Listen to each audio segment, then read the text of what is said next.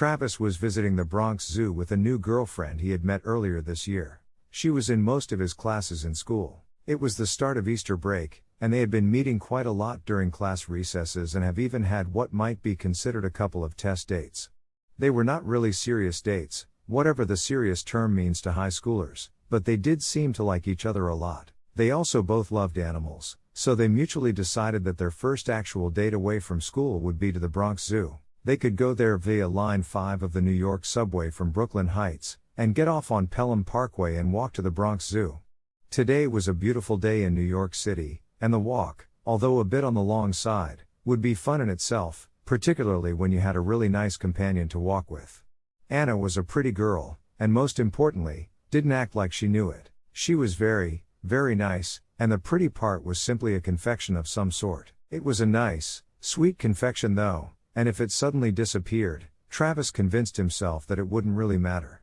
Even if Anna somehow became average looking, he convinced himself that he wouldn't care. But he also sincerely hoped that he wouldn't suddenly wake up one day to find all that prettiness was gone. He enjoyed looking at her. After leaving the subway at Pelham, their walk to the zoo was very enjoyable.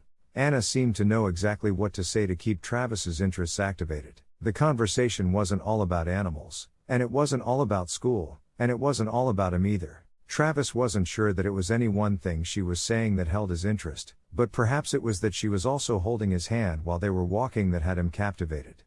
Travis was also noticing that numerous birds were darting from treetop to treetop this morning. They also seemed to be singing more and different avian-style songs than he had ever heard and absorbed before now, and he was someone who always paid attention to birds singing.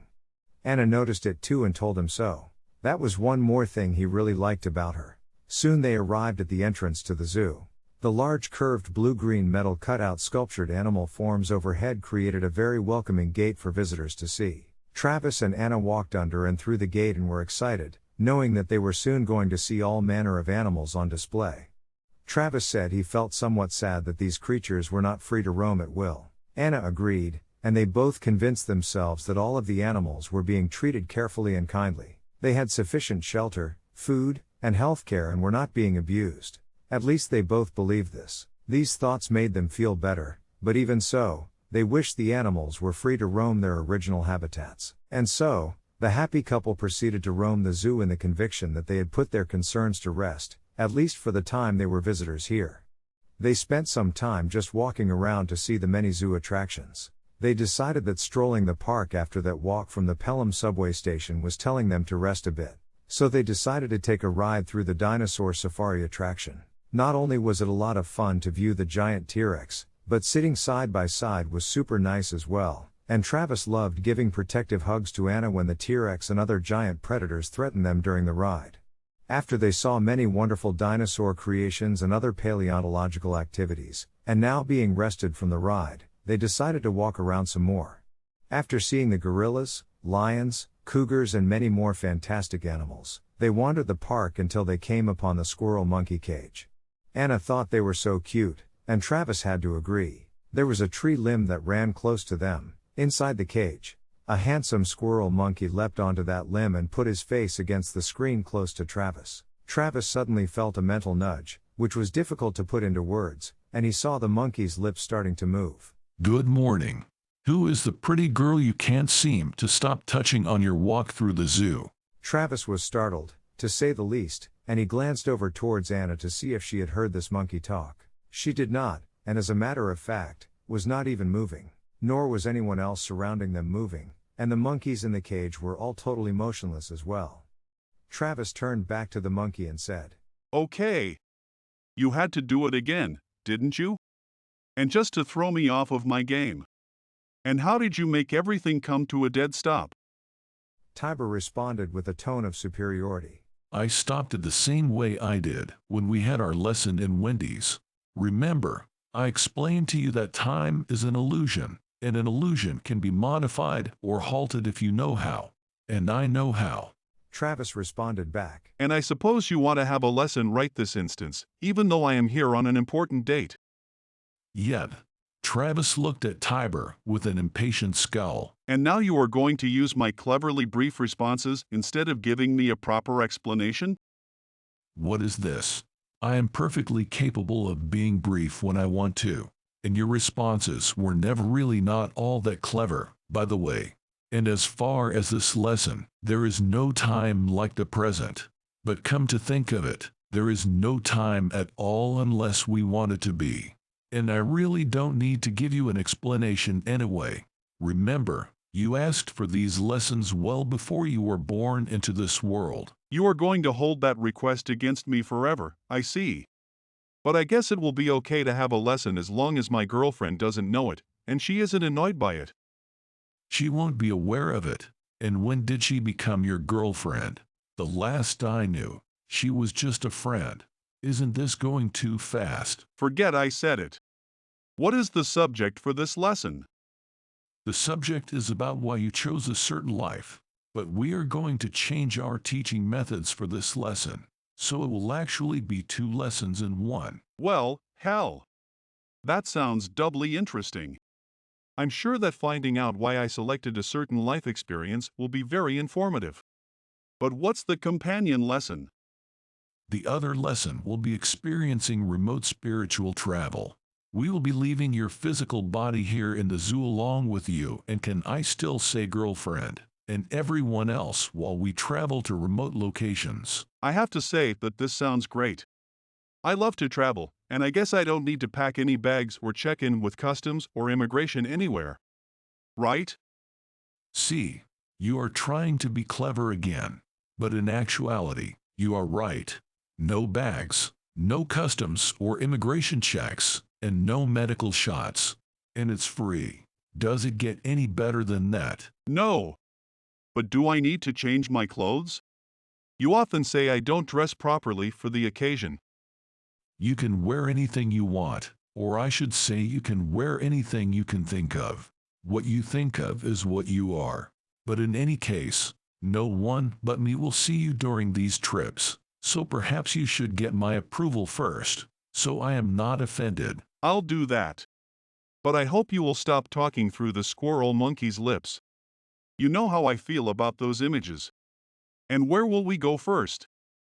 I could boggle your mind if I filled you in on the actual number of your life experiences, or perhaps we could call them reincarnations for simplicity purposes. As you know from previous lessons, an incarnation here in this earth or elsewhere is selected to learn through actual life experiences. Through those experiences, we evolve into a more complete individual soul. I do remember those lessons. Of course I do. But you have already told me that I will review them thoroughly after I leave here and get into the transition realm, so why do it now as well? Is that a good question? It's an excellent question. It shows that you are thinking. Knowing about previous life experiences during your time in an obstructed realm gives you a leg up dealing with current challenges. Everything you do now or did then helps form a base of experience for challenges to come and provides the knowledge to make better decisions. Then why not give us the memory of all of those previous life experiences right from the beginning of our lives here? Because your brains couldn't deal with it. And you don't really need all of that information in a given lifespan here in this realm. The trips I am proposing give you the ability of specific selectivity. You will seek the information and only the information that you will need. This will prepare you for whatever you want. Okay. Let's get to it. And then, quicker than the quickest wink, Travis found that they were standing at the edge of a cleared area surrounding a city full of large buildings. The jungle's edges were full of animals moving through the tree canopies and occasionally scampering around on the ground.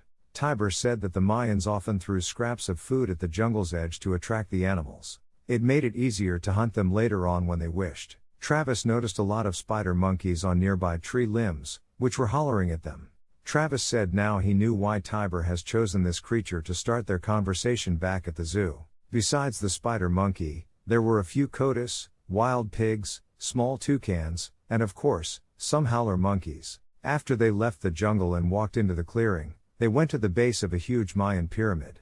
Tiber and Travis were surrounded by a mass of people who were obviously gathered for some grand purpose. This was obvious because they were quiet and standing in rapt attention for something that was soon to occur. Travis looked over at Tiber, who began to explain just what this was they were seeing. He answered, We are currently at a location that is Guatemala in our time, and this is the city we now know as Tikal. The people are gathered here to pay homage to their leader, who will soon appear here at the Great Jaguar Temple. We are waiting for Jas Chanquil, who is the ruler at this time we are visiting. He will appear in that room near the top of the Jaguar Temple. From there, he will address all of us who are waiting for his appearance. No sooner had Tiber told Travis this, a figure resplendent in a beautiful, highly colored, and brilliant robe came out of the room at the top, joined by 2 attendants. The crowd that Tiber and Travis were part of broke into loud cheers and salutations. Travis bent over to whisper over to Tiber, as though he actually needed to do that, and said, He's pretty impressive looking. Tiber smiled and answered Travis in the same low whisper to keep the atmosphere going and replied, Thank you. That king is me. Wasn't I great? Travis was pretty impressed. For sure. But why are we standing here watching this? I didn't think you had a big ego. Did you want me to be impressed? You will be. Just stand by. After a brief address, Jasaw Chan Kawil began the descent down an extremely steep flight of stairs and headed towards the bottom of the Jaguar Temple. Travis held his breath most of the way, as it had to have taken great practice and exceptional balance to complete that task. The 2 attendants behind him must have been terrified of tripping and falling on their ruler. That mistake would send all of them to their doom. But once there, the king stood before a table of some sort at the base of the pyramid. He looked as though he had always been in that particular spot. The crowd erupted into great chants, and the king raised his arms in appreciation and then indicated a command to cease the chants. He then motioned for those to his right to approach him. 2 men did, and they had a young boy appearing to be about 3 years old walking between them. They delivered him to the king, and then they lifted the boy up onto the table. The king spoke, and Travis was amazed that he understood the language. Obviously, this talent of coming and going to locations via spiritual means included a translation talent. The king referred to a very decisive battle that had been waged against another kingdom to the east called Karakol. Apparently, the battle resulted in an excellent victory for Tikal. This ceremony was dedicated to the great god of war, Buluk Chaptan, for allowing Tikal to victory. He then said that the boy lying on the table was the son of the king of Karakol, captured during the battle. As was the custom, the boy was being offered to the god Buluk Chaptan as a sacrifice. And with that, King Jasaw Chan Kawil was given a long knife that he used to slit the boy's throat. Without a scream, the boy perished with blood running down to soak the hard stone table he was lying on. Travis was thunderstruck at this scene. He had not expected this and was scared to his core. Tiber grabbed Travis by his arm and said, And that boy was you. This was the first time we had met in an incarnation. Not to worry, my boy. After I died in the transition realm, we met again, and I apologized, and you forgave me. That incident was a learning experience. As King Jas Chanquil, I was doing what kings do, and it wouldn't have occurred to me not to do that. This boy, a prince in that culture and at his age, was terror-stricken to be killed that way. But in the transition realm, all of that was understood and worked out between the participants. It was the start of a powerful and loving relationship between us. I think I understand, but I am still horrified. I want to go back to the zoo. Not yet. You wouldn't be able to hide the reaction you just had to anyone around you. Your eyes are leaking, and your facial features are full of shock. What would your girlfriend think? Travis didn't answer. Tiber then continued. That image will pause Travis as you think about it more and adjust that thinking to analysis rather than a reaction. Besides, there is somewhere else I want us to go. Then, before Travis could agree or object, they found themselves in a place that Travis could not begin to identify.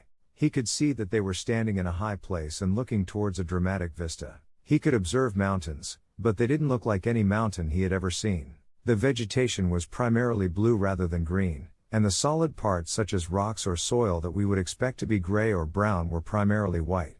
The sky was pink, and the clouds roaming them were white, just like our clouds, which Travis found he was somewhat thankful for. He looked towards the sun.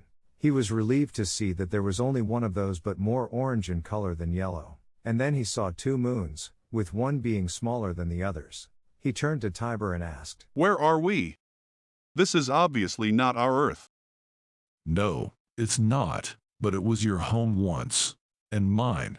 This planet is called Gretharder, and I am taking liberties with the pronunciation as you would not even understand the accurate vernacular.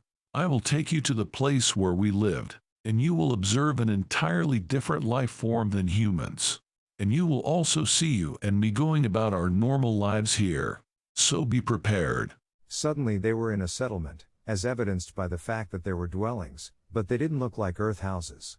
They were more like a combination of a tent and stick house. It was all primitive from Travis's point of view, but it also seemed adequate, and the more he stared at everything, the more familiar it seemed to become. The individuals looked like a cross between mammals and reptiles, but they resembled mammals more than the reptiles. They were upright with legs and arms but reptilian because they had no hair, long tails, and their skin coverings were smooth with very little definition.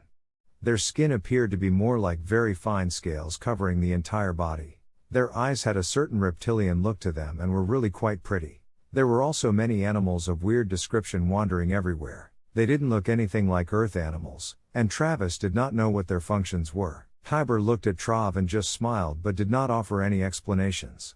Tiber walked him to one of the dwellings. Then he walked inside, motioning Travis to follow. Once they were both in the dwelling, Travis could see 3 of these creatures. They were sitting cross-legged on a carpet of some odd fabrication and were eating something. 2 of them were larger than the other, and Travis was certain that one was a woman, probably a mother due to the breast formations, and the other was a man and most likely the father. The little one had to be a male child. Travis looked over at Tiber smiling while he looked at this tableaus and still smiling when looking over at Travis. He said, This lovely family scene brings back special memories for me. You are that little guy there, and I was your mother. We had a very nice life on this planet, and learned much about getting along and loving one another. There were no wars and few personal conflicts on this planet. This civilization hadn't progressed much at that time. It still hasn't to this day, for that matter. But it was a fine place to live, and the people were wonderful souls. I brought you here to show you that our tapestry of life and its various incarnations are amazing and wonderful. We are continually creating very unique ways of living and learning. Why do I not remember this? I seem to know that it is true, but I still cannot comprehend it very well. That's what the transition realms are for. It was designed by Supreme Consciousness to be a place of contemplation and analysis and remembrance.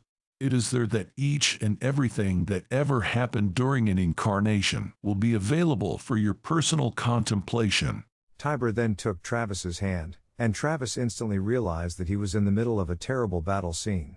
Bullets were whizzing by his head and hordes of people fighting in hand-to-hand combat. When he looked down, he saw that his gnarled arms and hands were those of an older black man, and he was fighting with a machete instead of a rifle. He somehow knew that he was involved in an impossible situation here. His back was against that of another black man. He, along with others, were attempting to protect this important man from an army composed primarily of white men in European uniforms, and they had rifles. They also had armed black soldiers from another tribe, and they greatly outmanned the Congas Kuba Kingdom's army that this Travis was a part of. Information about this current happening was streaming into Travis's mind as the Akashic records downloaded everything that Travis needed to know about this particular now. Tiber had arranged for this transfer of information to take place. This was the 1880s and the Kuba Kingdom was attempting to wrest control of their country from the Belgians' King Leopold. He had control of the Congo's natural resources such as rubber and ivory and, most importantly, the slave labor in this part of Africa. Travis was also made aware that the leader he was trying to protect was none other than his Tiber entity, who was then king of the Kuba Kingdom that was about to be eradicated by King Leopold's army. Travis's emotions were now assailing him from 2 fronts. First, he was the soldier in the 1880s about to give up his life for his king, and secondly, he was a young man of this century receiving the full sensory effect of what that battle would mean to both of him. Travis felt an awesome fear. He was aware of the sweat running down his face and onto his shoulders. It joined that sweat from the rest of his body that was sorely pained from the strain of battle. His nose was running, but there was no time or opportunity to do anything about that, and it just added to the awful reality of the end that was soon to envelop him entirely. Then, When he turned to see where the king and the rest of the defending warriors were, he saw his king fall from a bullet into his head and others in various parts of his body. The other warriors were also dead, and the Travis avatar, in full physical and spiritual fury, launched an offensive leap against the wave of Belgian soldiers approaching him. Travis had no concept of how many bullets had entered his body, but he was aware of the immediate agony that ensued within his consciousness. He felt the 2 bayonets that opposition soldiers pushed into his chest. Suddenly, the pain stopped, and his consciousness left the physical form, and Travis was aware of his existence standing alongside his beloved Tiber. Travis looked directly into Tiber's eyes and said, "That was horrible. The entire thing. Watching you being killed and then being massacred. It was almost like being there." You were there. Everything you felt then, you felt while we were there. It is the value of supreme consciousness recall. It's the perfect learning system. I call it total immersion. Let's try another. And bam! They were in India at the turn of the century. Travis noticed that he was female in this visited incarnation. She was sitting in front of a mirror at what appeared to be a cosmetic makeup table. Travis could see that his avatar was quite pretty. There were others in this room. They were all running about with various tasks apparently having to do with her. Here again, information from the Akashic records was informing Travis that his avatar was preparing for a wedding ceremony. She would soon marry a man that her parents had arranged for her to marry some 15 years ago. She was very nervous and wasn't at all sure that she wanted to go through with this. She had met this prospective husband many times during the past years and determined that he was very nice, but that was the problem. He was just nice and not someone she was in love with or even very attracted to. Her parents, however, were highly pleased with this choice. He came from a good family, which was hugely important to them, and the fact that his family gave their daughter this approval indicated that they felt that she and her family were good enough for them. Everyone's ego was satisfied with this arrangement except for Travis's avatar. While she was combing her long and beautiful hair, Travis spoke to Tiber standing beside him. "And where are you in all this? You have been taking me to incarnations that we shared in the past, so I am sure you are here somewhere." You are right. I am the husband-to-be. Are you surprised? "Oh my God. There is no way I am going to marry you. You are my friend and professor. It was bad enough that you had been my mom on that strange planet, but you are sure as hell not going to be my husband and the possible father of my children. I don't even want to think about it." Well, you don't need to think about it, Travis, because we did get married and we had 7 wonderful children. We had a pretty good love life as well. I remember it fondly. Oh, shut up. I can't even allow myself to think about that. You should never have shown me this particular incarnation. There is importance in showing you all of those past lives. They demonstrate the variety of lives we have had. Some of them we were together, and many others we were not. You have to understand that all incarnations have validity, and the only real thing of importance is how well you handled the challenges during each of those lives. An actor needs to accept the role they inhabit in a film. They will be judged both by themselves and by those watching how faithful they are to carrying out their assignments. The same will be the case in all of your incarnations. Okay. I accept the premise, but not the details of this particular life and getting married and having children. Can we get back to the Bronx Zoo now? Tiber acquiesced, and Travis found himself back at the squirrel monkey cage holding hands with Anna. To her, no time had passed, but to Travis, a lot of time had been registered in his consciousness. Anna suggested that they take a ride on the zoo's tram. She said it would take them over the Bronx River and head into a section of the zoo where tigers, rhinos, elephants, and many more wonderful animals roam. As they left the squirrel monkey cage, Travis glanced back at the monkey he had been talking to. The squirrel monkey winked at Travis, and Travis smiled back. Anna squeezed his hand and said to Travis, "Wasn't that cute the way that monkey winked at you?" He just smiled back at her and held her hand as they headed for the tram and the rest of what would turn out to be a wonderful day. These episodes are getting ever more interesting and exciting. Travis and Tiber are traveling not only on the spiritual timeline but also to other realms to see where they had lived other lives and did that during different periods. It's interesting to hear how others have developed into what they are in this shared existence. Travis will benefit from seeing and feeling the reality of his various reincarnations. He is going to be expanding his spiritual maturity to great heights as he matures physically as well. But he still has to learn about many other subjects that affect his physical and spiritual growth. Episode number 13 will touch on shame and how we should deal with it. Shame is a subject that Travis has requested Tiber add to his lesson schedule. Please visit our website, theemeraldcrystal.com, to see, read, or hear more of our literary offerings. You might purchase our spiritual thriller novels, Quest for the Emerald Crystal Book Number 1, Spiritual Warriors in the Bahamas, or Quest for the Emerald Crystal Book Number 2, Spiritual Warriors in Belize, and Quest for the Emerald Crystal Book Number 3, Spiritual Warriors in the Caribbean, within the website or on Amazon.com.